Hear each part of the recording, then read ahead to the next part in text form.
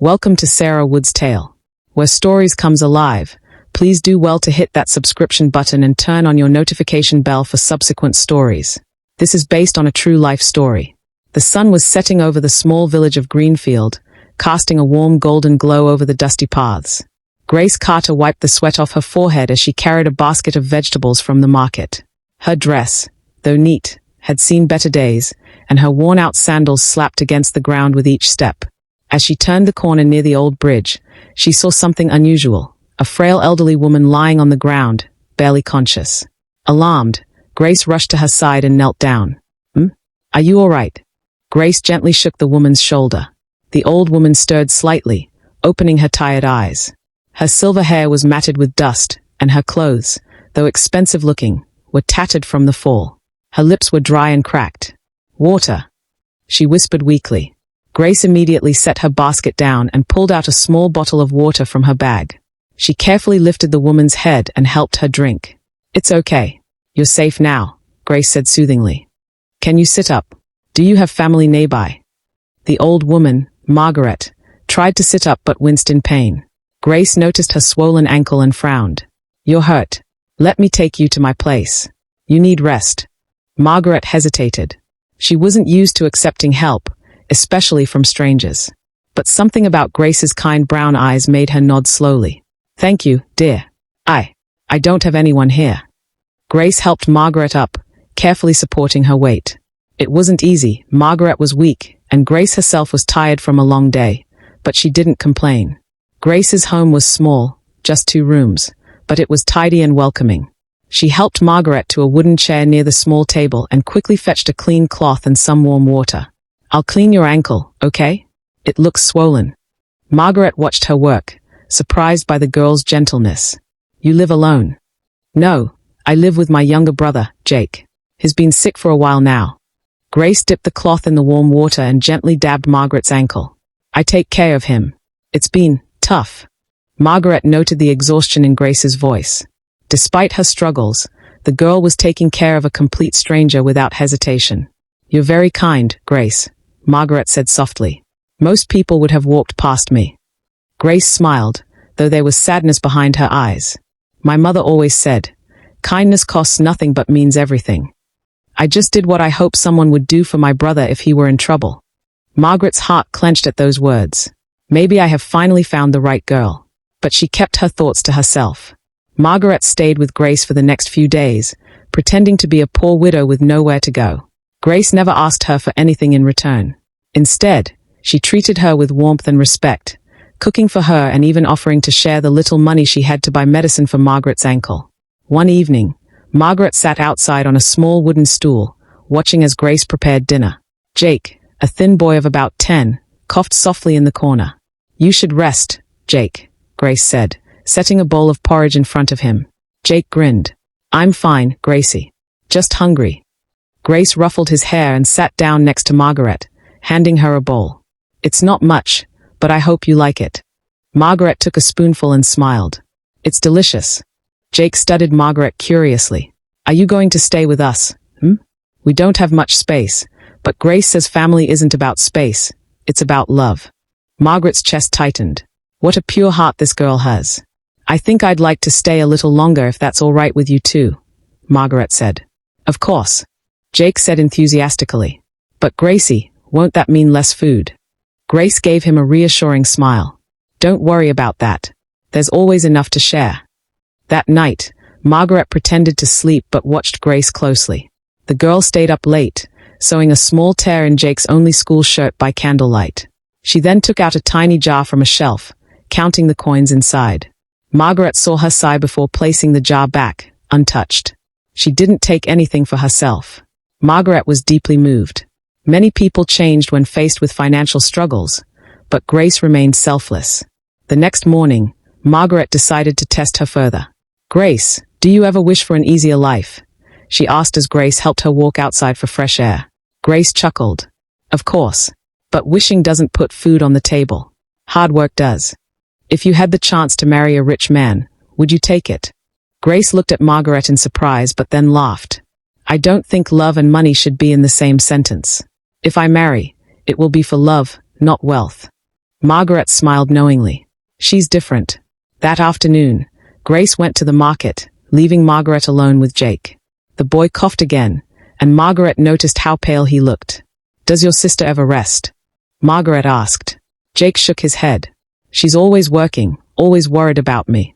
She doesn't eat much because she wants to make sure I have enough." Margaret felt a lump in her throat. Grace was struggling more than she let on. That night, she decided she had seen enough. This girl was exactly who she had been searching for. But she couldn't reveal the truth just yet. There was still one more test left. Would Grace remain the same if her struggles ended? Or would she change once given an opportunity? Margaret needed to find out. Margaret started helping Grace subtly, leaving small amounts of money where she knew Grace would find them. A few coins on the kitchen table, a bill tucked into Jake's medicine bag. Grace, however, always returned the money to Margaret. "I can't take this. You need it more," she insisted. Margaret smiled. "But Grace, you need it too. What's wrong with accepting a little help?" Grace shook her head firmly. "I don't take anything I haven't earned. I'd rather work for it." Margaret admired her integrity but worried for her well-being. She decided to offer wisdom instead. "Grace, love and money are not enemies. A good heart is valuable, but don't reject blessings that come your way. Sometimes, accepting kindness is also an act of strength." Grace pondered over Margaret's words. Would she ever allow herself to accept more than what she worked for? She wasn't sure. Margaret called her son Daniel, telling him about Grace. He was skeptical. "A village girl. How do you know she isn't after money?" "Come see for yourself," Margaret said. Daniel arrived in disguise as a struggling mechanic. When he met Grace, she treated him like an equal, offering him water and a meal. She never looked down on him. Daniel was intrigued. She really is different, he thought. But could she truly love someone without knowing their wealth? Margaret watched as the two grew closer, knowing that the biggest test was yet to come. As the weeks passed, Grace and Daniel's bond grew stronger. He helped her with small tasks around the house, and she shared her hopes and dreams with him. Their friendship was built on mutual respect, laughter, and moments of quiet understanding. One evening, as the sun dipped below the horizon, Daniel and Grace sat outside, watching the stars emerge. "You have a kind heart, Grace," Daniel said, his voice gentle. Grace smiled, hugging her knees. "Kindness is free. My mother always told me that." Daniel hesitated before asking, "Do you ever think about leaving this village? About having more?" Grace sighed. "Of course, I do. But not at the cost of my values. Money isn't everything. Happiness isn't about what you have, it's about who you share your life with." Margaret, hidden behind the window, listened intently, her heart swelling with pride. But just as she was convinced Grace was the one, a complication arrived. Alex. Alex was a wealthy businessman who often visited the village for charity work. Unlike Daniel, he flaunted his wealth openly. When he saw Grace, he was instantly drawn to her beauty and innocence. "A woman like you doesn't belong here," Alex told her one afternoon, standing before her home in his expensive suit. "I can give you everything you've ever dreamed of, money, comfort, luxury. You wouldn't have to struggle anymore." Grace frowned. "That's kind of you, but I don't need riches to be happy." Alex smirked. "Everyone says that until they see what wealth can do. Imagine living in a mansion instead of this tiny house. Imagine never worrying about your next meal." Margaret watched from afar, holding her breath. "I won't lie, that sounds nice," Grace admitted. "But I can't marry a man just for his money. Love isn't a business deal." Alex scoffed. "You're naive, Grace. Women fight for a man like me." Grace met his gaze steadily. "Then maybe you should marry one of them. I'm not for sale." With that, she turned and walked away, leaving Alex stunned. Margaret smiled, her heart at ease. Grace had passed another test. Just as life seemed peaceful, tragedy struck. One night, Jake's breathing became shallow, his fever dangerously high. Grace panicked, holding his small hand tightly. "Stay with me, Jake. Please, just hold on," she whispered, tears streaming down her face. Margaret rushed to her side, horrified to see Jake's condition. "We need to get him to a hospital, Grace." "I don't have the money," Grace sobbed. "The clinic won't treat him without payment." Margaret clenched her fists.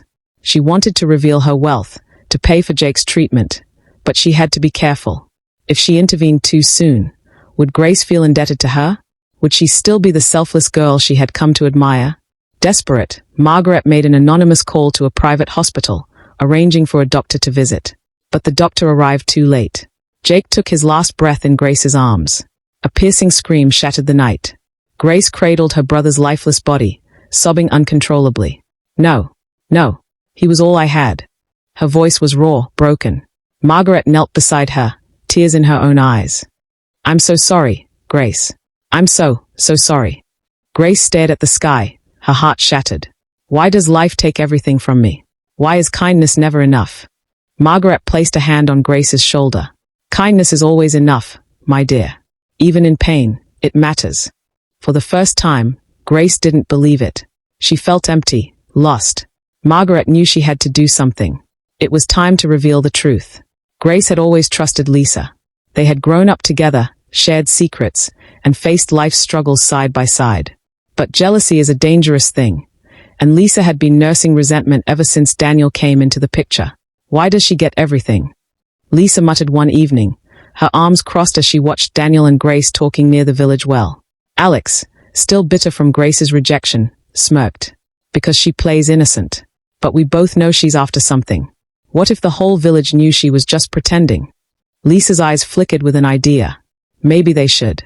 The next morning, whispers spread like wildfire. Did you hear? Grace is just using Daniel. She thinks he's rich and is playing the long game. Really? And I thought she was different. Lisa said she even laughed about it behind his back. When Grace walked to the market, she noticed the strange stares, the hushed voices. She frowned but kept moving, until she ran into Lisa. Lisa, what's going on? Grace asked, confusion in her voice. Lisa crossed her arms. I should be asking you that. Are you really going to pretend you don't know? Know what? Grace asked, her heart pounding.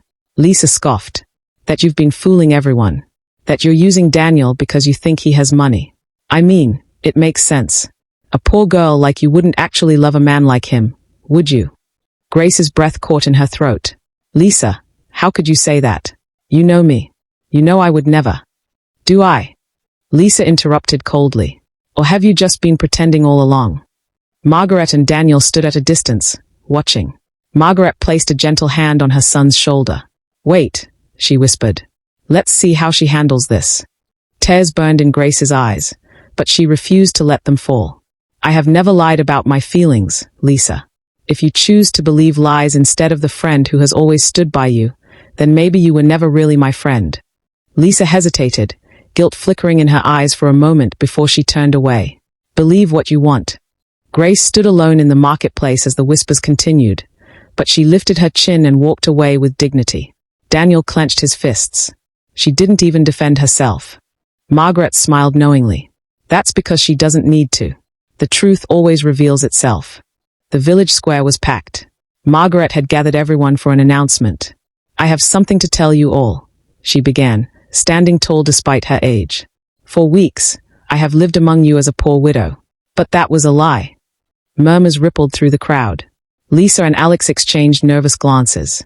Margaret took a deep breath. I am not a poor widow. I am Margaret Thornton, owner of Thornton Enterprises.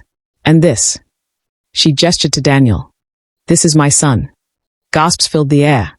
Eyes widened in shock. Lisa turned pale. Daniel is her son. That means. He's the heir to a billion-dollar empire. Someone finished for her. Grace stood frozen. She turned to Daniel, searching his face. You lied to me, she whispered, her voice trembling. Daniel stepped closer. I wanted to tell you, but I needed to know if you would love me for me, not for my wealth. Grace's world spun. So, all of this was a test. Margaret spoke gently. No, dear. It was a lesson. You have proven your heart is pure. Tears welled in Grace's eyes. But you deceived me. How can I trust anything now?